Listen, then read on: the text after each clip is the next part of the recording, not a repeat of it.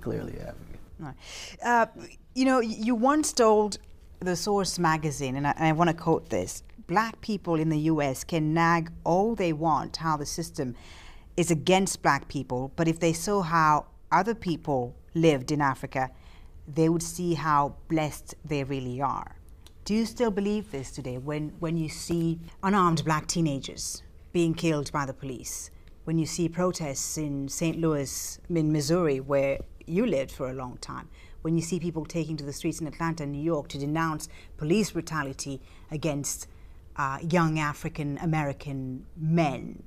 Do you think the system really is for these people?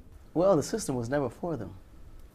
So what made you say this to Because Source magazine? when I said that, I was talking about the environment and where they live and the rights that they actually have and the blessing that they do, you know, have actual access to. In Africa, the way I grew up, let's just pick a project in New York, for instance. That's a 5-star hotel compared to the environment I came up in. Like, if they see how they live, they actually get money from the government.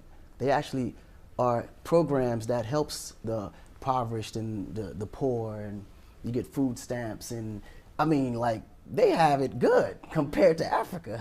You follow? There's a huge difference in how the government allocate funds towards poor and how the government allocates funds towards poor in Africa. The environments are not even left and right. If these guys were able to be taken from where the environment they're in now to the same equal environment in Africa, they would be crying to come back home to America.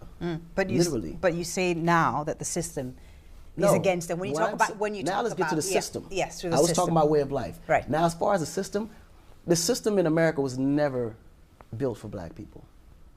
And this is my personal opinion. I'm speaking for myself. I don't believe it was never built for black people because that system has never been changed. Those documents has never been altered. These things were made back in the umpteen hundreds, and these are the same exact literature that's down today. So mind you, at the time it was made, black people was never in a position where they were, you know, looked at as equal.